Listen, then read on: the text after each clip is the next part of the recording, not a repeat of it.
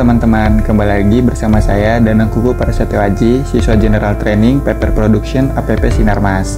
Kali ini kita akan belajar mengenai tumbuhan bambu dengan sejuta kegunaannya. Pada penasaran kan apa saja kegunaannya? Kita langsung saja masuk ke materinya ya. Tidak dapat dipungkiri bahwa banyak kebutuhan kita bergantung pada pemanfaatan sumber daya hutan. Namun, pemanfaatan sumber daya hutan yang berlebihan menyebabkan 1,1 juta hektar hutan di Indonesia menyusut setiap tahunnya. Penyusutan hutan akibat penebangan liar sebagai pemenuhan kebutuhan manusia sudah saatnya dihentikan dengan cara menggunakan bambu sebagai pengganti kayu. Mengapa bambu? Bambu merupakan tanaman yang paling cepat terbarukan dibandingkan pohon lainnya. Bambu hanya membutuhkan waktu 4 tahun untuk dipanen, sementara itu perlu 10-15 tahun bagi pohon-pohon lainnya agar kayunya siap diambil.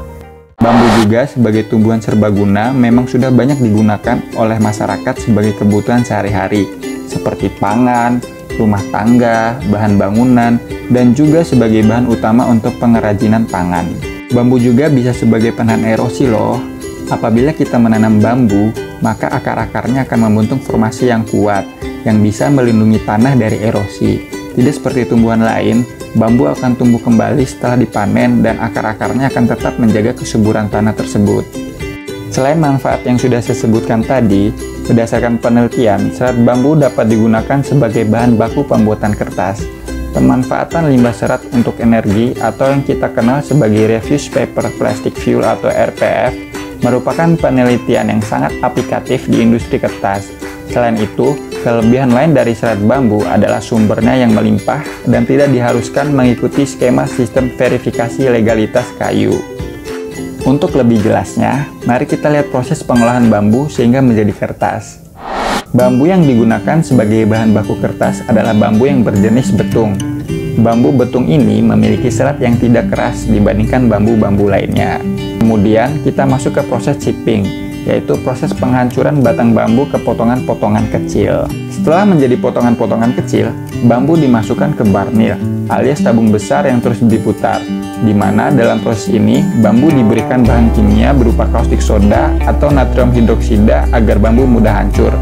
Proses ini memakan waktu selama 2 jam sampai tercampur rata dan tekstur bambu tidak keras lagi. Potongan bambu kemudian dipindahkan ke mesin crushing.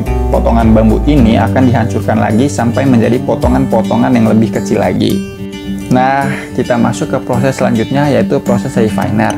Jadi, serpihan bambu yang tadi akan dicampurkan dengan air dan digiling dengan bantuan uap panas di dalamnya. Bambu pun akan menjadi bubur. Bubur bambu ini kemudian dipres hingga dibentuk lembaran panjang. Selanjutnya, kertas bambu ini akan dipotong menjadi lembaran besar dan masuk ke mesin pencetak. Pada mesin ini, kertas distempel sesuai dengan motif dan warna yang diinginkan. Kertas bambu yang sudah ada motifnya kemudian dipotong menjadi ukuran-ukuran yang lebih kecil. Dan proses ini menandakan bila kertas bambu sudah siap untuk dipasarkan ke luar negeri, seperti China, Taiwan, dan Hong Kong. Baik teman-teman, bagaimana? Baru sadar kan kalau bambu mempunyai banyak kegunaan, baik untuk kebutuhan kita manusia dan juga buat lingkungan sekitar kita. Mari kita jaga lingkungan kita teman-teman, untuk keberlangsungan kehidupan anak cucu kita nanti. Oke, untuk sesi kali ini sampai di sini dulu saja ya. Sampai jumpa di next video dan jangan lupa di like, subscribe, dan di share. Bye-bye.